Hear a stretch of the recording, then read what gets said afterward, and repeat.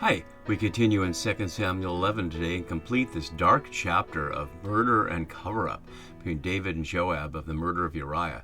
And as we continue in verse 22 today, we're going to continue to be looking at these issues that we've been following since the beginning of our introductory video, where we went over some of these issues of the whole unit of 2 Samuel 11 to 12. If you haven't watched that, I really encourage you to do so.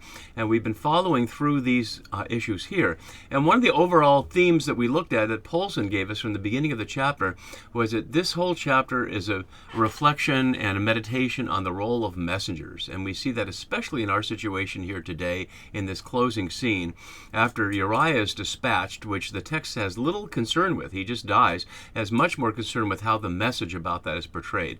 And I think that's a major point about the entire books of Samuel here, is that we're seeing before us the machinations that are otherwise behind the scenes between the king and his general over this murder that is becoming a public document here in the book of Samuel, when normally this thing would be in hiding.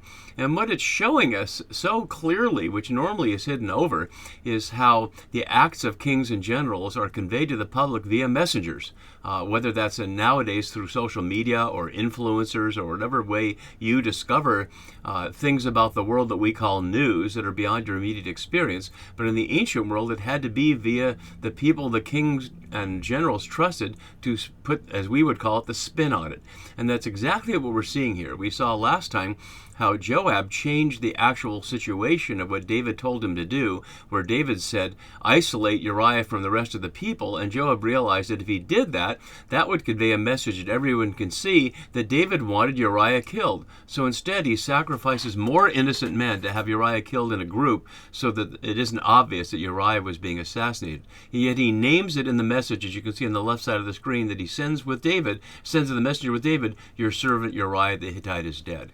So how will this messenger convey that message? And as we've seen, and we can look at in the beginning part of 2 Samuel, David was not happy with the message that one of his people was dead.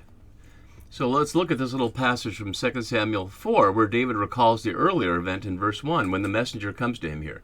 So David answered Rehab and his brother Baanah, the sons of Rimmon the Beerite, as Yahweh lives, who has redeemed my life out of every adversity, the one who told me, see, Saul is dead, thought he was bringing good news. I seized him and killed him at Ziklag. This was the reward I gave him for his news. How much more then, when wicked men have killed a righteous man on his bed in his own house? And now shall I not require his blood at your hand and destroy you from the earth? So David commanded the young men, and they killed them. They cut out their hands and feet and hung their bodies beside the pool at Hebron. But the head of Ishbaal they took and buried in the tomb of Abner at Hebron. Abner, who was killed by Joab, and Ishbaal, who is a son of Saul.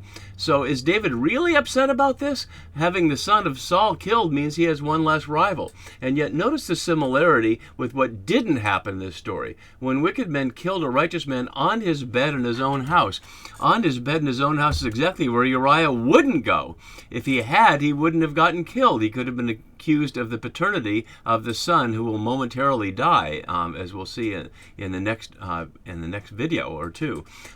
But that's certainly an echo that we should expect here in our immediate passage, that the messenger, whether he knows that story or not, we as readers know that messengers who bring news of the death of David's enemies are not necessarily treated like they're bearers of good news. So with that in mind, let's also look at a couple of things we've been looking at in our section here. The structure of the whole unit framed by the war, and the war, of course, intrudes in the middle of it here. But I want to highlight today this difference between what I'm arranging as the structure and what we saw from Falkman's chiasm from verse 14 to 25, which works perfectly fine, and we'll see the end of that there. But what we note here is that the end of the chapter was outside his chiasm, is the center of the entire unit here. That Bathsheba goes to David, and Yahweh saw that it was evil. And that's the first time we're going to hear about Yahweh in the entire chapter at the very end. And as we'll see in chapter 12, Yahweh is a key player, as we see throughout, speaking through Nathan and exercising judgment over his king, his chosen king David. But we're back here on our keywords here, and we're on this section here where the messengers are the key part. So let's enter right into our scene here. So again, we want to note the 55-mile journey that takes place in one verse. The messenger went and came and told David, and you can see here what I've been showing a couple of times from current-day Ammon, Jordan, which is the ancient Rabbah Ammon, back to Jerusalem. So what was the messenger thinking? Well, we hear what he has to say here. Very different than what Joab told him. Let's look back up here so we can see that this is what Joab told him to say if the king's anger arises. Notice the if there. But in the event, the king's anger is not going to arise, and yet the messenger doesn't exactly say what Joab told him to say, other than the fact that we didn't hear above this what he told him to say. Let's go back just a little bit further so we can see that. Joab sent and told David all the news about the fighting, but we didn't hear that. So when we get here, the narrator tells us again, the messenger went and came and told David all that Joab had sent him to tell. Is this summarizing what we hear below, or is there more that this is summarizing other than what we hear? But all we don't know, but all we hear is this. So let's go down and see the rest of our passage, and we'll hear what the messenger says.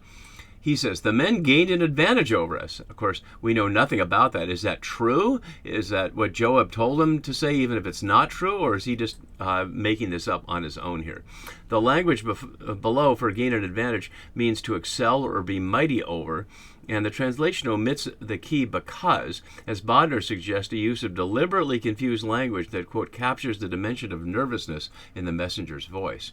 And so if we can't make sense of this, even though he's had several days to walk, it's not surprising that an ordinary messenger would be nervous, bringing a message of murder and death and maybe a message seen as incompetence on Joab's part back to the king. And they came out against us in the field, so out of the city into the field, echoing 11:11, as we saw. We can go back and just see that right here, that when Uriah's one speech, he says, the slaves of my Lord are camping in the open field. So we see the field there making that connection. And so here they are out in the open field, but we drove them back, as you see down here, and we'll scroll down a little bit, to the entrance of the gate. So whether he's making this up or not, we don't know, but it's suggesting that it's a defensive action rather than an aggressive one to get Uriah killed. He continues, then the archers shot at your servant. I noted last time the only use of archers elsewhere in the Masoretic text of this word for archers was in 1 Samuel 31, which was very much parallel to the scene from Judges 9:50 to 54 that Joab quoted to the messenger to quote to David, which in the event he doesn't do, as we can see here.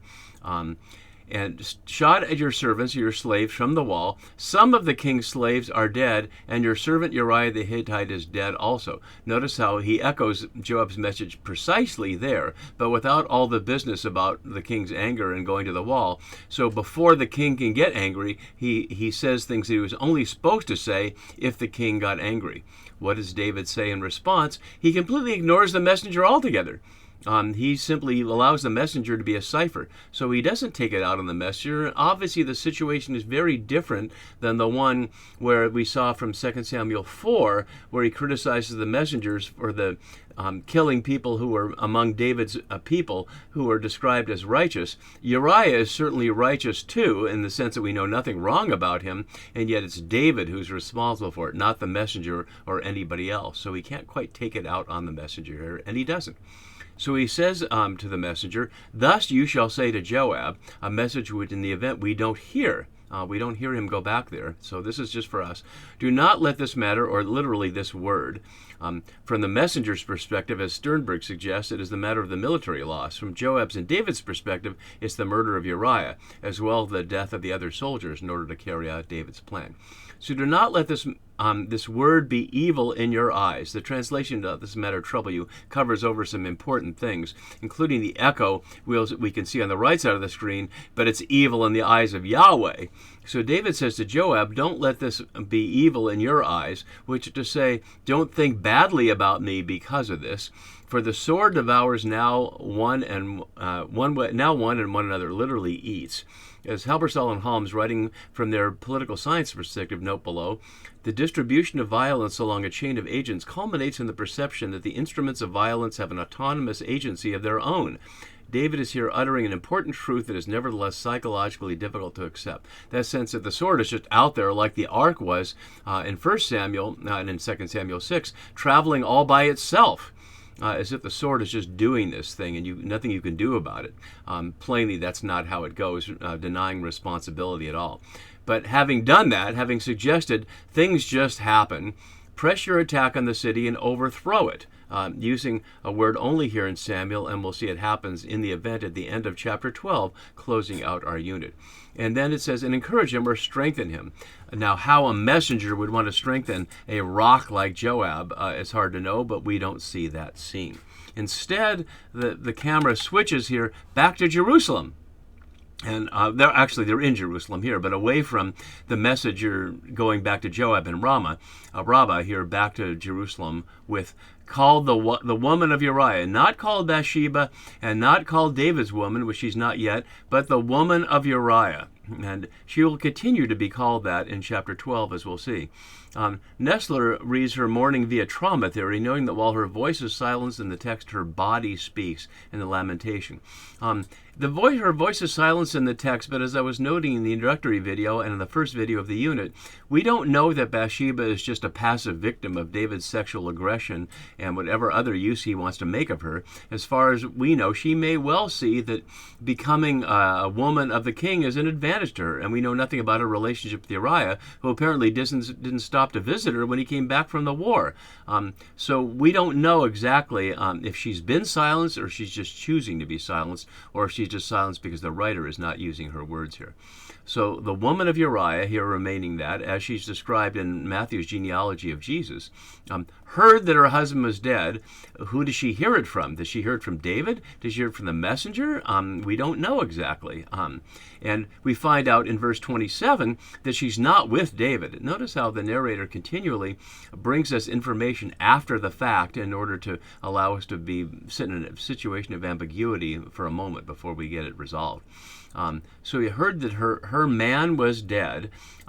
Literally, it's Uriah. Her man Uriah was dead, as I have down here. So for whatever reason, OSV covers up the second Uriah, which is emphasizing his name. She made lamentation for him. Recalling the mourning over Samuel that we saw in 1 Samuel 25 and 28, over Saul and Jonathan at the beginning of this book, and over Abner in chapter 3, and not again in 2 Samuel.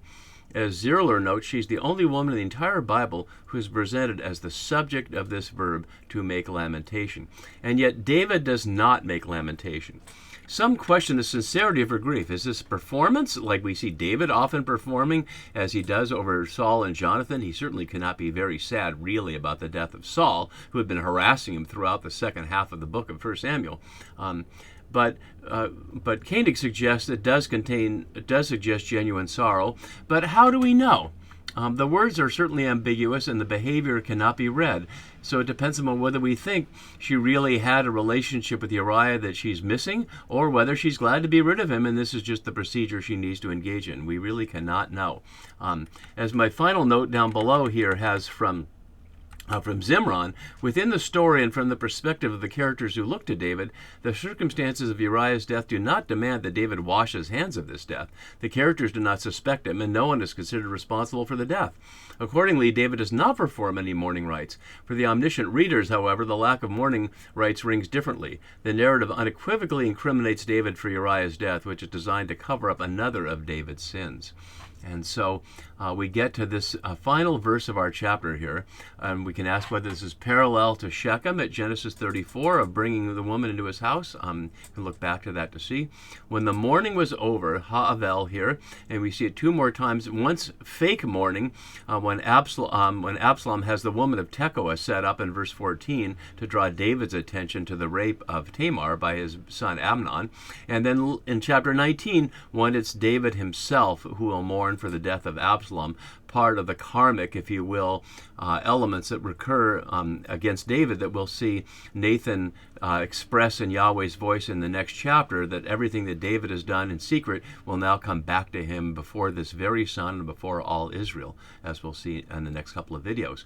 So when this morning was over using ever, the Hebrew word to pass over, David sent and brought her, not to take her as he did before. And the word for brought here is not pronounceable at the vowels. It means added, it's the meaning of Joseph here, or gathered. It's 13 times in 2 Samuel. The Septuagint has a synagogen, which is the root word from which synagogue, to gather with.